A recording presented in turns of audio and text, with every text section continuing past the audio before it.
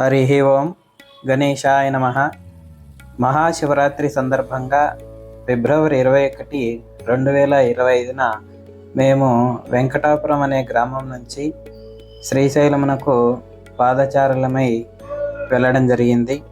ఆ తాలూకా వీడియో ఇక్కడ అప్లోడ్ చేస్తున్నాము. మీరందరూ కూడా చూసి ఆనందించండి. మేము నంద్యాల నుంచి ఆత్మకూరు మీదుగా వెంకటాపురం గ్రామం చేరుకున్నాము. ఇది వెంకటాపురం గ్రామము. భక్తుల రద్దీ కొద్దీ చాలా సందడిగా ఉంది. ఇక్కడ అన్నదాన కార్యక్రమములు, ఇంకా అనేక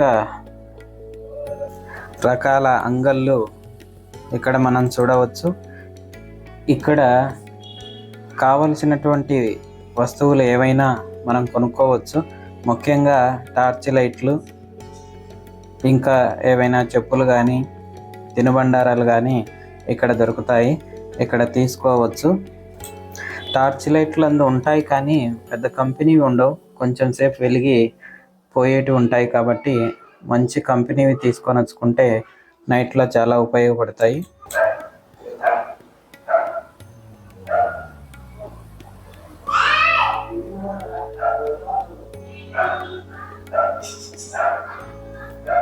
ఇక్కడే మనకి భోజనశాల కూడా ఉంటుంది.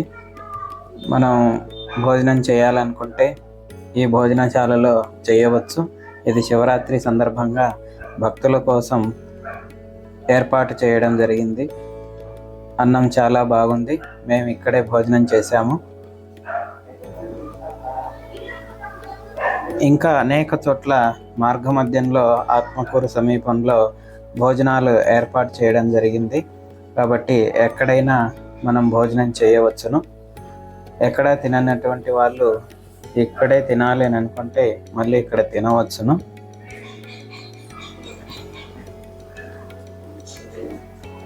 చాలామంది ఇక్కడే భోజనాలు చేస్తున్నారు.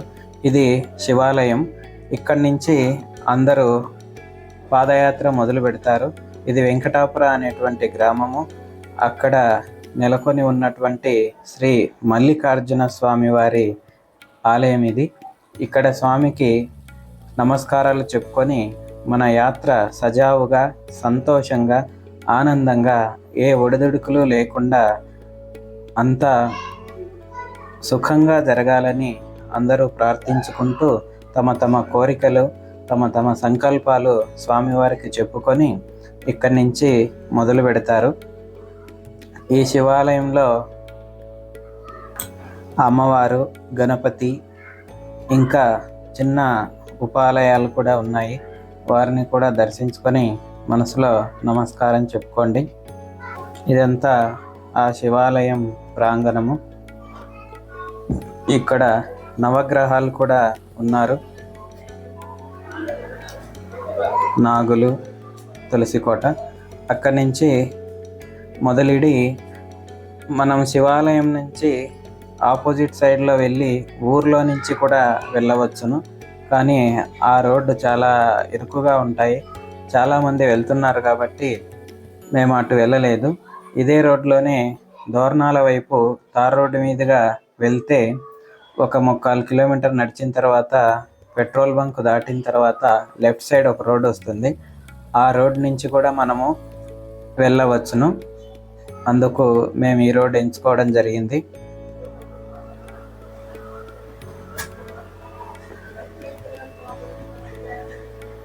ఇంకా కూడా జనాలు కూడా ఇదే రోడ్లో నడుస్తూ ఉంటారు. తెలిసినటువంటి వాళ్ళు, తెలియనటువంటి వాళ్ళు ఆ ఊర్లో పడి వెళ్తారు. ఇది సచివాలయము. వెంకటాపురం నుంచి దోర్నాల వైపు వెళ్ళేటువంటి రోడ్డు ఇది. ఇక్కడ నుంచి కొంచెం ముందుకు వెళ్తే ఒక 3/4 కిలోమీటరు ముందుకు వెళ్తే మనం లెఫ్ట్ సైడ్ తిరగాల్సింది ఉంటుంది. అక్కడ కన్ఫ్యూజ్ కాకుండా లెఫ్ట్ సైడ్ తిరిగితే ఒక చిన్న మట్టి రోడ్డు ఉంటుంది. ఆ మట్టి రోడ్లో నుంచి మనం వెళ్ళాలి. ఇది పెట్రోల్ బంకు. ఈ పెట్రోల్ బంక్ దాటి కొంచెం దూరం నడిస్తే మనం ఎడం వైపున దారిని చూడవచ్చు. ఆ దారిలో నుంచి మనం వెళ్ళాల్సి ఉంటుంది. ఈ దారి అయితే జనాలు తక్కువ ఉంటారు. ఇంతసేపు కొంచెం హాయిగా వెళ్ళవచ్చును.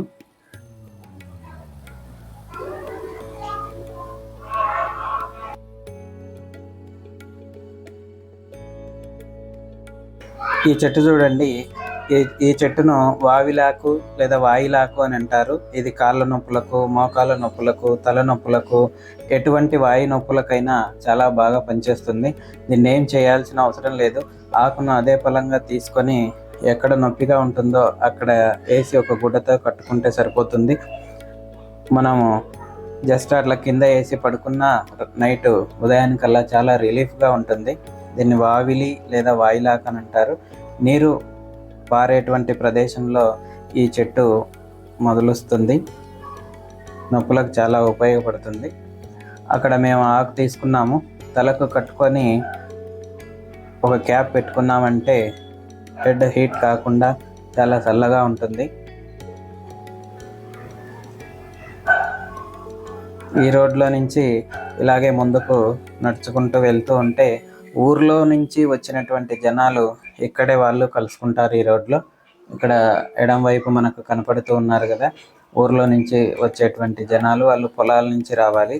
అది కొంచెం నీరు పారినట్లయితే ఆ పొలాలలో కొంచెం బురదగా ఉంటుంది కాబట్టి కొంచెం అసౌకర్యంగా ఉంటుంది కాబట్టి మేము ఈ రోడ్లో వెళ్ళాము. చూడండి, వాళ్ళు ఎడం వైపు నుంచి చేలల్లో నుంచి అడ్డంగా వస్తున్నారు.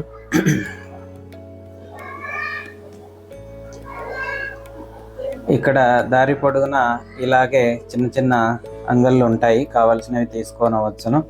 మనకి ఊత కర్రలు కూడా అమ్ముతున్నారు, ఇక్కడ ఉంటాయి. సెంచు వాళ్ళు కూడా సెంచుగూడెంలో అమ్ముతూ ఉంటారు, అక్కడ తీసుకొనవచ్చును. ఇదే రోడ్డు ఇలాగే ఉంటుంది. 6 కిలోమీటర్లు నడచాలి ఆంజనేయ స్వామి రావాలంటే. వాతావరణం చాలా చల్లగా ఉంది. కొంచెంగా చినుకులు కూడా పడ్డాయి. చాలా కూల్గా అయ్యింది. అటువైపు కొండవైపు చూస్తే ఇంకా చల్లటి గాలి వస్తుంది. మేమందరం మొదలుపెట్టాము, వెళ్తూ ఉన్నాము. ఇక్కడ కొందరు స్వచ్ఛంద సంస్థలు వాళ్ళకై వాళ్ళు వచ్చి సేవా కార్యక్రమాలు నిర్వహిస్తున్నారు. నీళ్ళు ఇవ్వడం కానీ, కొన్ని జ్యూస్లు ఇవ్వడం కానీ చేస్తూ ఉన్నారు పాదచారులకై. ఈ రోడ్లోనే ఇలాగే వెళ్ళాల్సి ఉంటుంది. ఇలా ఎవరో సీట్స్కి సంబంధించినటువంటి సంస్థ వాళ్ళు వాటర్ ఇస్తున్నారు. మనం వాటర్ తాగవచ్చు, కూలింగ్ వాటర్ చాలా బాగున్నాయి.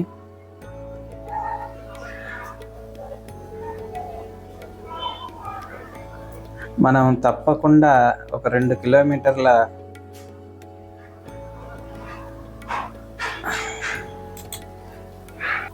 నడిచేంత వరకు కొంచెం శరీరము సహకరించకుండా ఉంటుంది. ఆ తర్వాత ఫ్రీ అవుతుంది, ఫ్రీగా నడవచ్చు.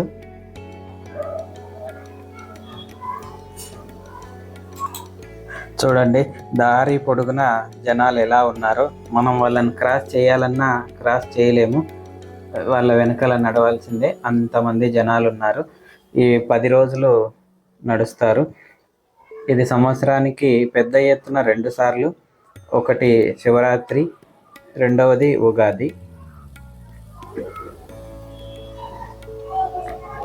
ఆ 2 సమయాలలో మనం చాలామంది నడవడం చూడవచ్చును. మిగతా అప్పుడు కూడా జనాలు అప్పుడప్పుడు వెళ్తూ ఉంటారు, కానీ రిజర్వ్ ఫారెస్ట్ కాబట్టి కొంచెం గమనించుకొని వెళ్ళాల్సి ఉంటుంది. కార్తీక మాసంలో కొంతమంది జనాలు వెళ్తారు, కానీ ఇంత పెద్ద ఎత్తున అప్పుడు ఉండదు. ఇక్కడ చూడవచ్చు, ఫారెస్ట్ ఆఫీసర్ వాళ్ళు ఏర్పాటు చేసినటువంటి నిబంధనలు. ప్లాస్టిక్, తర్వాత ఇతరత్ర ఏవైనా అగ్నికి సంబంధించినవి తీసుకొని వెళ్ళకూడదని అక్కడ రాశారు. మనం ఒక 2 కిలోమీటర్లు పైమారు నడిచిన తర్వాత ఇలా చిన్న కాలువ వస్తుంది. ఈ కాలువలో నీరు ఉంటుంది. ఈ కాలువ దాటిన తర్వాత మనకంతా అడవి మొదలవుతుంది. ఇక్కడే ఫారెస్ట్ సంబంధించినటువంటి వాళ్ళు చెకింగ్ చేస్తున్నారు. ఈ చెక్ పోస్ట్లో మన బ్యాగులు అన్నీ చెక్ చేస్తారు.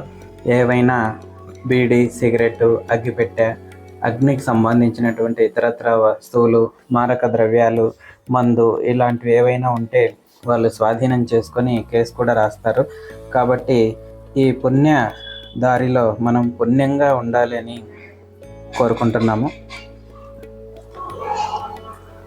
ఇలాగే అటు ఇటు చల్లని వాతావరణం, పచ్చగా ఉంటుంది. ఆహ్లాదంగా వచ్చేటువంటి గాలిని పీలుస్తూ ముందుకు వెళ్ళవచ్చు. అక్కడక్కడ ఇలా చెత్త కుండీలు కూడా ఏర్పాటు చేయడం జరిగింది. మన ప్లాస్టిక్ ఇతరత్ర ఏవైనా ఉంటే అందులో వేయవచ్చును. అడవిలో ఎక్కడంటే అక్కడ వేయకుండా మనము ఈ అడవిని కాపాడుకోవాలి. మనం వాడేటువంటి ప్లాస్టిక్ వస్తువులు అవి ఇవి ఎక్కడంటే అక్కడ వేయకుండా మనకై మనం జాగ్రత్త పడాలి. ఇది శ్రీశైలంనకు దక్షిణ మార్గము అని చెప్తారు. మొత్తం 4 మార్గములు ఉన్నాయి. 4 మార్గములు సుమారు 50 నుంచి 60 కిలోమీటర్ల వృత్త పరిధిలో ఉన్నాయి. మనం వెళ్ళేటువంటి మార్గము 52 నుంచి 50 కిలోమీటర్లు సరాసరిగా వస్తుంది.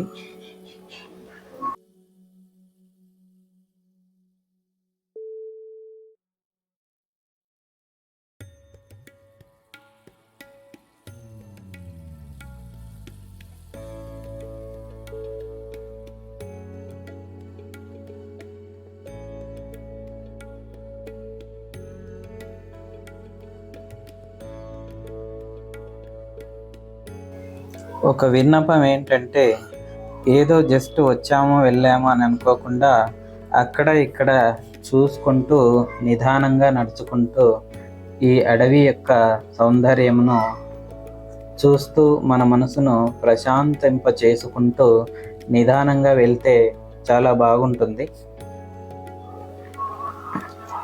అక్కడక్కడ ఇక్కడ సైన్ బోర్డ్స్ కూడా ఏర్పాటు చేయడం జరిగింది. ఈ టైంలో అయితే మనం కాటుపడేటువంటి అవకాశమే ఉండదు. ఎందుకంటే దారి పొడుగున బార్లు తిరిగిన మనుషులే ఉన్నారు కాబట్టి మనం మిస్ అవుతాము అనేటువంటిది ఉండదు. వాళ్ళని అనుసరించుకుంటూ వెళ్ళవచ్చును. చూడండి, చిన్నలు, పెద్దలు, ముసలి వాళ్ళు, వయోవృద్ధులు అందరూ నడుస్తూ ఉన్నారు. కొంతమంది అయితే కాళ్ళకు చెప్పులు కూడా లేకుండా నడుస్తూ ఉన్నారు. శివస్వాములు అదే రకంగా చెప్పులు లేకుండానే వాళ్ళు నడుస్తున్నారు కదా, అలాగే నడుస్తూ ఉన్నారు. కొంతమంది గోనె పట్టలు, సాక్సులు వేసుకొని నడుస్తూ ఉన్నారు. వారి భక్తి అది.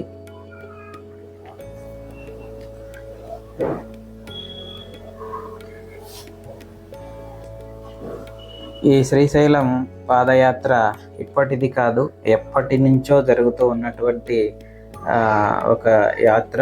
ఇది పూర్వం మనకి బస్సు సౌకర్యము అవి లేనప్పుడు ఈ మార్గములు అనగా ఈ 4 మార్గములు తూర్పు, పడమర, దక్షిణ, ఉత్తర మార్గములుగా ఉన్నటువంటి మార్గములు ఉన్నవి. వాటి నుంచి జనాలు నడుచుకుంటూ శ్రీశైలం చేరి స్వామిని అభిషేకించుకొని వారి జీవితాలు ధన్యం చేసుకున్నారు.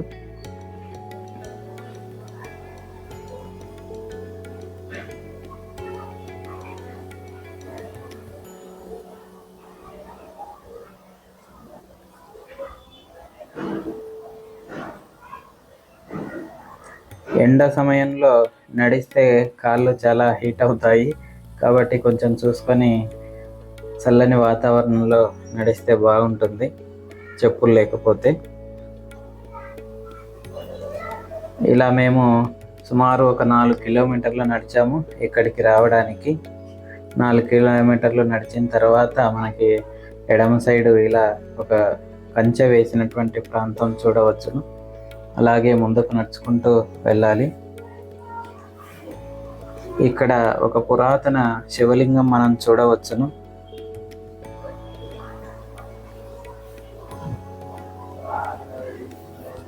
మనం గోసాయికట్ట వీరాంజనేయ స్వామిని సమీపిస్తూ ఉన్నాము. ఆ సమీపంలోనే మన కొత్తూరు సుబ్బరాయుని స్వామి వారి అర్చక బృందం చేత ఏర్పాటు చేయబడినటువంటి అన్న సంతర్పణ. ఇప్పుడు మనం 5.52 కిలోమీటర్లు నడిచి ఉన్నాము. ఇక్కడ నీరు కావాలంటే దొరుకుతుంది, కానీ నీటిని వృధా చేయకూడదు, మితంగా వాడండి, ఇంకొకరికి ఉపయోగపడతాయి ఆ నీరు. ఇక్కడ మనం ఏదైనా అల్పాహారం సేవించాలని అనుకుంటే సేవించవచ్చును. మీరు అన్నం టైంలో వస్తే అన్నం తీసుకోవచ్చు, మిగతా టైంలో వస్తే ఏదైనా లఘుమాత్రంలో స్వీకరించవచ్చు. విజ్ఞప్తి ఏమిటంటే వృధా చేయకండి, ఆశకు పెట్టించుకొని అవతల పడేయకూడదు, అది పాపం అవుతుంది. కాబట్టి మనకి కావలసినంత తీసుకొని అంతే వాళ్ళ నుంచి పెట్టించుకొని వృధా చేయకుండా స్వీకరించండి. ఇక్కడ దేవస్థానం వారి చేత ఏర్పాటు చేయబడినటువంటి రూట్ మ్యాప్ కూడా మనం చూడవచ్చును. విత్ డిస్టెన్స్ అండ్ పాయింట్స్ కూడా ఏర్పాటు చేశారు. ఇక్కడ దూరంలో వీళ్ళు రాసినటువంటి దూరము అటు ఇటుగా ఉంటుంది, ఎందుకంటే కొండ ప్రాంతం కాబట్టి ఎవరు కరెక్ట్గా క్యాలిక్యులేట్ చేసి పెట్టి ఉండరు, అటు ఇటుగా ఉంటుంది. సుమారు 45 నుంచి 50 కిలోమీటర్ల మేర దూరం వస్తుంది. ఇప్పుడు మనం గోసాయికట్ట వీరాంజనేయ స్వామిని చేరుకున్నాము. ఇక్కడ కాయ, కర్పూర, ఇతరత్ర పూజాది కార్యక్రమములు మనం చేయాలనుకుంటే చేయవచ్చును. అన్ని ద్రవ్యములు దొరుకుతాయి.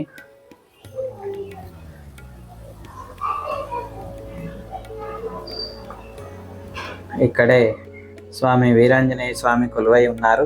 అందరూ స్వామిని దర్శించి మనకు బలమునిచ్చి ఈ పాదయాత్రను విజయవంతం చేయవాలనని ప్రార్థించుకుందాం. నిలువెత్తు విగ్రహము, చాలా అందంగా ఉంటారు స్వామి. స్వామిని దర్శించి బయటికి వచ్చాము. ఇక్కడ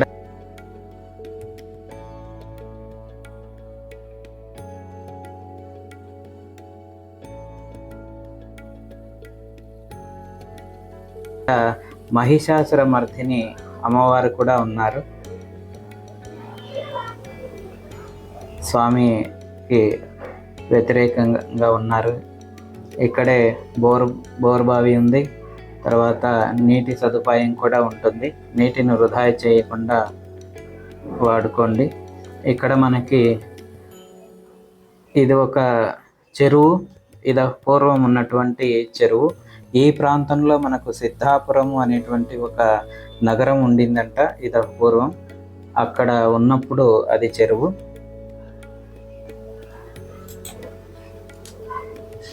కాలక్రమంలో ఆ ఊరు ఎందుకో కనుమరుగైంది. ఇప్పుడు ఆ గ్రామం లేదు, చిన్న చెంచు గూడెం మాత్రమే ఉంది. అక్కడి నుంచి మొదలుపెట్టి మళ్ళీ నడకదారిలో నడుస్తూ ఉన్నాము.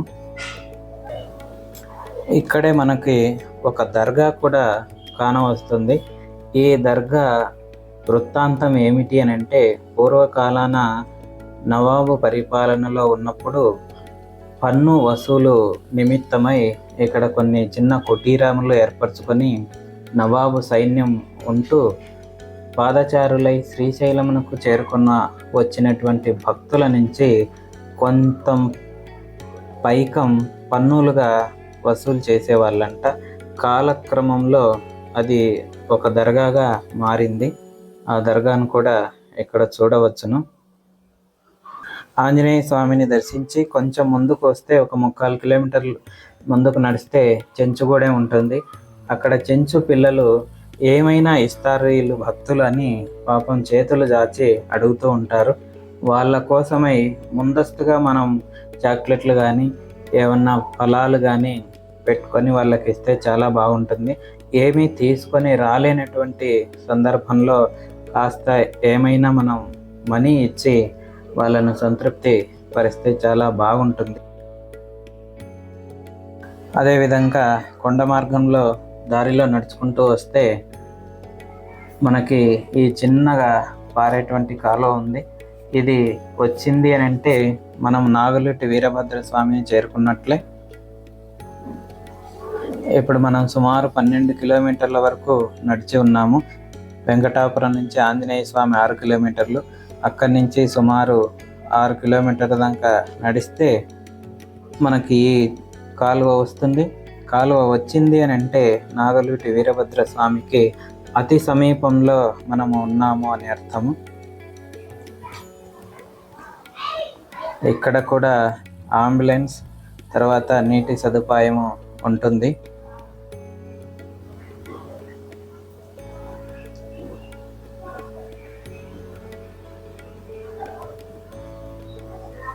ఇక్కడ ఫారెస్టర్ ఆఫీసర్ సంబంధించి ఒక చిన్న కుటీరం లాంటిది కూడా ఉంది. ఈడ బోరింగ్ కూడా ఉంది. నీళ్ళు కావాల్సినటువంటి వాళ్ళు తాగవచ్చును, ఫిల్ చేసుకొనవచ్చును.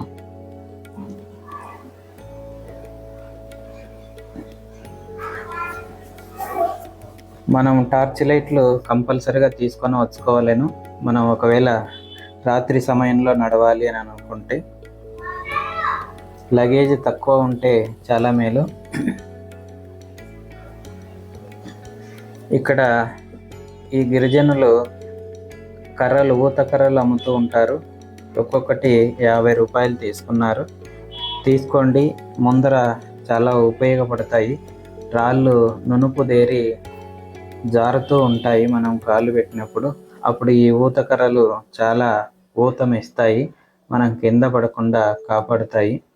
మెట్లు ఎక్కేటప్పుడు అడ్డు దిడ్డుగా ఉన్నటువంటి రాళ్ళ మార్గంలో నడిచేటువంటి సమయంలో ఈ ఊత కర్రలు చాలా ఉపయోగపడతాయి. మనం వీరభద్ర స్వామిని సమీపించాము. ఇది వీరభద్ర స్వామి ఆలయ ప్రాంగణము. ఇక్కడ కాయ కర్పూరాది పూజా ద్రవ్యాలు అమ్ముతూ ఉంటారు. కావలసినటువంటి వాళ్ళు తీసుకొని స్వామికి సమర్పించవచ్చును. ఇది చాలా అతి పురాతనమైనటువంటి వీరభద్ర స్వామి ఆలయం. భద్రకాళి సమేత వీరభద్రుడు కొలువై ఉన్నాడు. అక్కడే శివుడు, నందీశ్వరుల వారు కూడా ఉన్నారు. ఇక్కడ ముఖమంటపం, అంతరాలయం, గర్భాలయం, ఉపాలయము, చిన్న కాలువ, వసతి, నీటి వసతి కొరకు ఏర్పాటు చేయబడినటువంటి ఒక పెద్ద పురాతన పాడుబడ్డ బావి కూడా ఉంటుంది. అవి దర్శించుకొనవచ్చును. ఇక్కడ విశ్రాంతి తీసుకోవచ్చు. ఒకవేళ ఈ గుడిని సమీపించే వరకు రాత్రి అయితే ఇక్కడే మనం బస చేయవచ్చును. అన్ని సదుపాయాలు ఇక్కడ ఉంటాయి. నాగలూటి శ్రీ వీరభద్ర స్వామి దేవాలయము. ఈ నాగలోటి వీరభద్రుడు ఆ పరిసర ప్రాంత ప్రజలకు ఇంటి దేవుడు. వాళ్ళు వచ్చి పూజా కార్యక్రమాలు చేసుకొని వెళ్తూ ఉంటారు. చూడండి, స్వామి 7 అడుగుల నుంచి 8 అడుగుల ఎత్తులో ఉన్నటువంటి నిలువెత్తు విగ్రహం శ్రీ వీరభద్రుడు.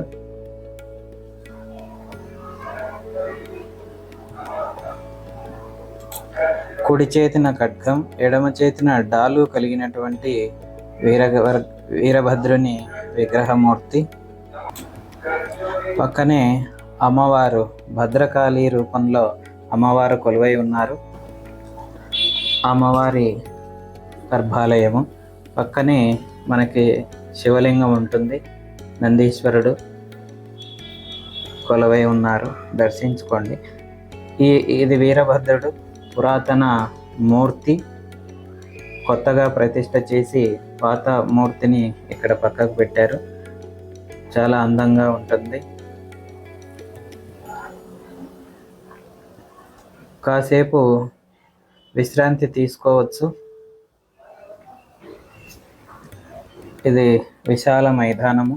ఇక్కడ మనం సేద తీరవచ్చును. చాలా ప్రశాంతంగా ఉంటుంది.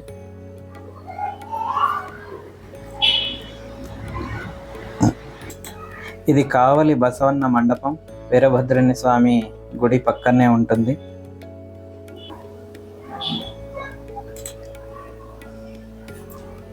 చూడండి, జనాలు అందరూ స్వామిని దర్శించుకొని మళ్ళీ మొదలుపెట్టారు.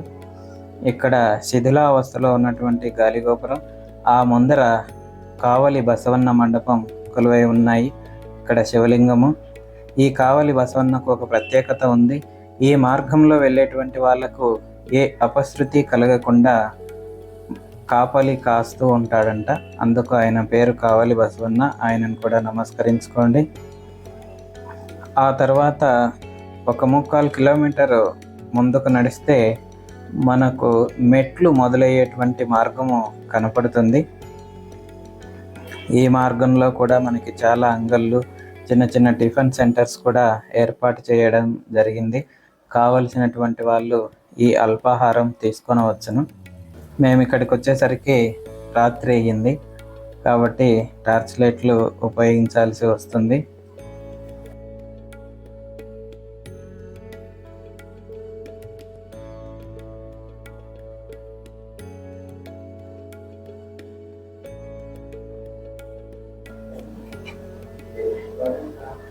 ఇక్కడ మనకి అన్ని సదుపాయాలు ఉన్నాయి. ఇదో పూర్వం చూసాము, అంబులెన్స్, మెడికల్ క్యాంపు అవి వగైరా ఉన్నాయి. ఇక్కడ పెద్ద పెద్ద వృక్షాలు, మామిడి వృక్షాలు ఉన్నాయి. ఇక్కడ ప్రత్యేకత ఏమిటి అంటే 2 కోనేరులు ఉన్నాయి. ఒకటి స్నానాది కార్యక్రమములకు, ఇంకొకటి త్రాగడానికి స్వయంభూగా వెలిసినటువంటి ఈ 2 పురాతన మంచినీటి కోనేరులు ఉన్నాయి. ఇక్కడ శివస్వాములు స్నానాలు చేస్తూ ఉన్నారు. ఇక్కడే అన్నదాన కార్యక్రమము కోవిలకుంట్ల సమీపంలో ఉన్నటువంటి కిట్టిపాడు, కంపమల్ల ఆ ప్రాంత ప్రజలు ఇక్కడ భోజన సదుపాయం ఏర్పాటు చేయడం జరిగింది.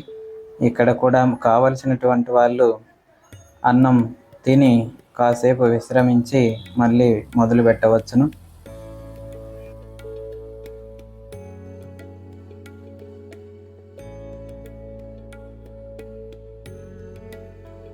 ఇది మంచినీటి కోనేరు. ఇక్కడ నీరు కావాల్సినటువంటి వాళ్ళు ఫిల్ చేసుకోవచ్చు.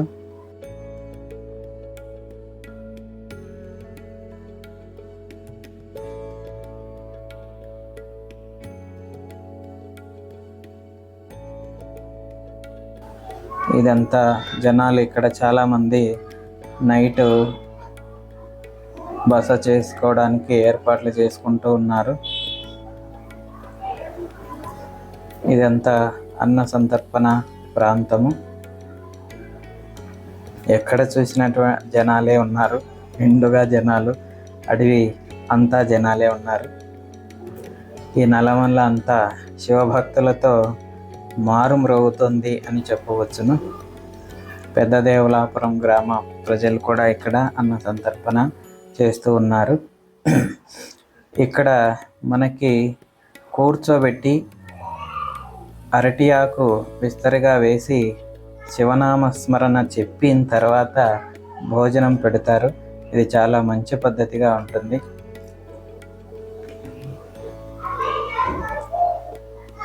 ఏదో హడావిడిగా తిని వెళ్ళేసే విధంగా కాకుండా భోజనకాలే హరినామస్మరణ అనే విధంగా ఉంటుంది. ఇక్కడే చిన్న విఘ్నేశ్వరుని ఆలయం కూడా ఉంటుంది. దశ భుజ విఘ్నేశ్వర స్వామి సేవించుకోండి. పురాతనమైనటువంటి మూర్తి, చాలా బాగుంటుంది, దర్శించుకోండి. ఇక్కడ పునఃప్రతిష్ఠ చేసినటువంటి మూర్తి విఘ్నేశ్వర స్వాముల వారు. ఇక అక్కడి నుంచి మొదలు పెడితే మెట్ల మార్గం మొదలవుతుంది. ఇక్కడ అమ్మవారు ఉన్నారు. కొబ్బరికాయ సమర్పించి మెట్లను ప్రార్థించి వారి దారిని మళ్ళీ మొదలు పెడుతూ ఉన్నారు. ఇక్కడి నుంచి 1 కిలోమీటర్ పర్యంతం మెట్లు ఉంటాయి. పెద్ద పెద్ద మెట్లుగా ఉంటుంది. కాస్త బరువుగా అనిపిస్తుంది నడక. కొంచెం జాగ్రత్తగా కూడా నడవాలి. ఎందుకు అనంటే ఇవి కొండరాళ్ళతో చేయబడినటువంటి పెద్ద పెద్ద మెట్లు. ఇవి రెడ్డి రాజుల కాలం చేసినటువంటి మెట్లు అని కొంతమంది, చాళుక్యులు అని కొంతమంది విజయనగర రాజులు అని కొంతమంది చెప్పడం జరుగుతోంది. ఇక్కడ ఎడమ వైపున ఒక మండపం ఉంది. కానీ గ్రామ సింహాలు నిధుల వేటలో వాటిని భస్మం చేశారు. అది చాలా బాధాకరమైనటువంటి విషయము.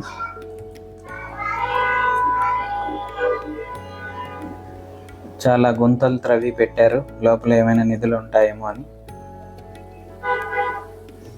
ఇవే మెట్లు, నడుచుకుంటూ వెళ్ళాలి, విశ్రాంతి తీసుకుంటూ వెళ్ళాలి. ఒకే ఉదటిన ఎక్కకూడదు. అలవాటు లేనటువంటి వాళ్ళు ఆయాసము వచ్చి ఏమైనా జరగవచ్చు.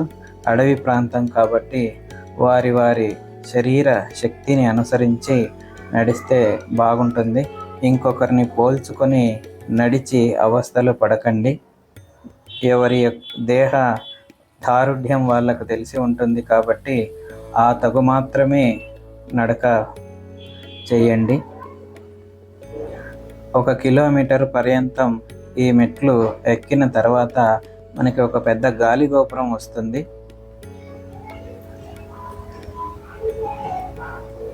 ఆ గాలి గోపురం కూడా శిథిలావస్థలో ఉంటుంది. మంచి శిల్పకళ నైపుణ్యంతో ఉంటుంది. భస్మాసుర వృత్తాంతము, తర్వాత ఆంజనేయుడు సంజీవని పర్వతమును తెచ్చు వృత్తాంతము ఈ గాలి గోపురముల మీద ఎంతో సుందరంగా చెక్కి ఉంచడం జరిగింది. ఇది కూడా దుష్ట చర్యల వలన కొంచెం భ్రష్టత్వం చెంది ఉన్నది. అంతా శిథిలావస్థలో ఉన్నది. గుప్త నిధుల కోసం చేయడం జరిగినటువంటి చర్యల కారణంగా.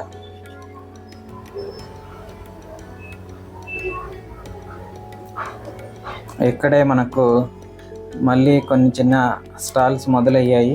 ఏమైనా అల్పాహారం తీసుకొనవచ్చును, టీ కాఫీ లాంటివి దారి పొడుగునా ఉంటాయి. ఇక్కడ అక్కడ అనేది లేకుండా, ఎక్కడో అనేది కాకుండా మీకు ఎక్కడ అవసరమైతే అక్కడ తీసుకోండి. ఇవన్నీ నూనెతో చేసినటువంటి పదార్థాలే ఎక్కువ ఉంటాయి. బజ్జీలు, తర్వాత పూరీలు ఇలాంటివి. మన శరీర సౌలభ్యాన్ని బట్టి ఆ నూనె కలిగినటువంటి పదార్థములను స్వీకరించాలా లేదా అని నిర్ణయించుకోండి. అలాగే ముందుకు నడుచుకుంటూ వెళ్తూ ఉంటే మనకి మిలిటరీ క్యాంప్ ఇంకొకటి మొదలయ్యింది. ఇక్కడ కూడా మనకి వెహికల్స్ అవైలబుల్గా ఉన్నాయి ఏదైనా అత్యవసరమైనటువంటి విషయాలలో.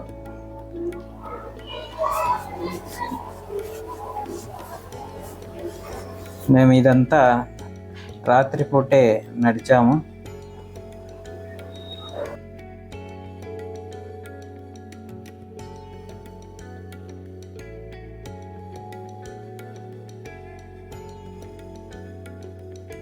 ఇక్కడ ఈ ప్రాంతాన్ని దామెర్లకుంట అని అంటారు. చాలా బాగుంటుంది. పగటిపూట వస్తే పెద్ద ఆకాశాన్ని తాకుతున్నాయి అనేటువంటి ఎత్తులో ఉన్నటువంటి వెదురు చెట్ల ప్రాంగణం ఇదంతా చాలా పెద్దగా ఉంటుంది. రాత్రి కాబట్టి మనం అదేం చూసుకోలేకపోతున్నాం. ఇప్పుడు ఇక్కడ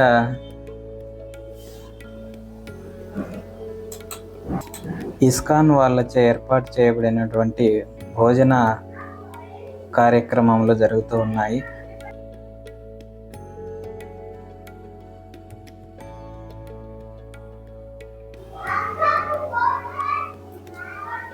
దారిలోనే ఇలా చెంచులు బట్టలు మనకి రెంట్కి ఇస్తారు.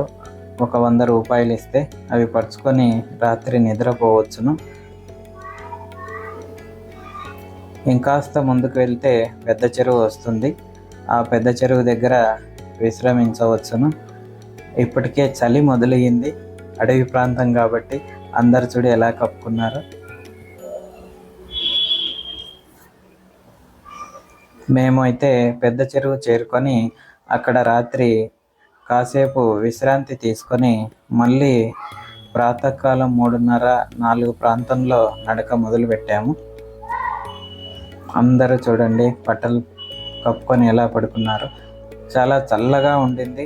మంచు కూడా కురిసింది. ఇక్కడ ఒక చెరువు ఉంటుంది, చాలా పెద్దది.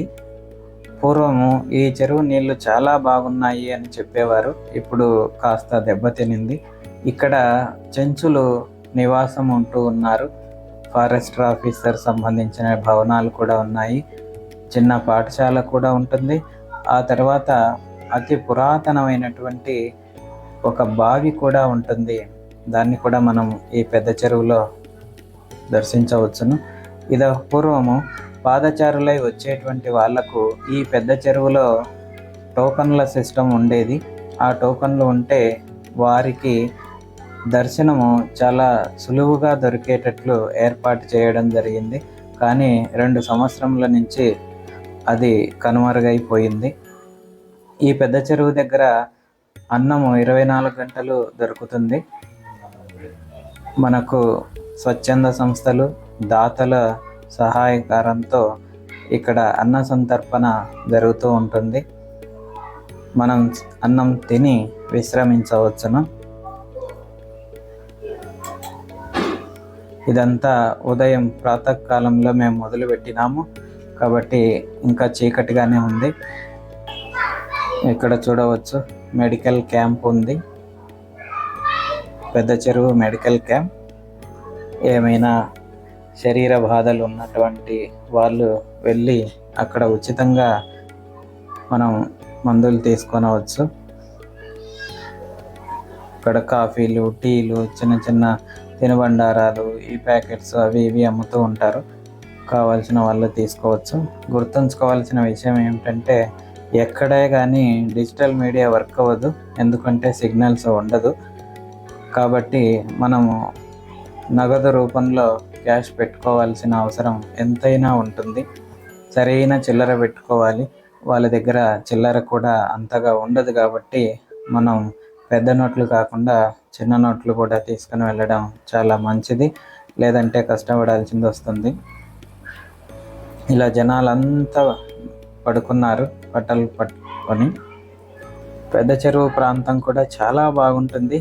వాళ్ళకి ఆవులు, తర్వాత ఇతర పెంపుడు జంతువులు అవన్నీ ఏం కట్టేయబడవు, అలాగే ఫ్రీగా వదిలేస్తారు, తిరుగుతూ ఉంటాయి. ఇక్కడ నీరు తీసుకోండి. ముఖ్యంగా ఇక్కడ గుర్తుంచుకోవాల్సింది ఏంటంటే పెద్ద చెరువు నుంచి ప్రయాణం మొదలు పెడుతున్నాము అని అంటే కంపల్సరిగా 2 లీటర్ల బాటిల్తో నీరు నింపుకొని ప్రయాణం మొదలు పెట్టాలి. ఎందుకంటే ఆ తర్వాత నీరు దొరకడం కొంచెం కష్టంగా ఉంటుంది. మనకి ప్రకృతిగా దొరికినటువంటి ఒక ప్లేసు సీతమ్మ బావి నీరు లభించేటువంటిది. కానీ శివరాత్రి, ఉగాది సందర్భంగా ఆ బావిలో ఉన్న నీరంతా తోడబడి ఉంటుంది కాబట్టి అక్కడ దొరకదు.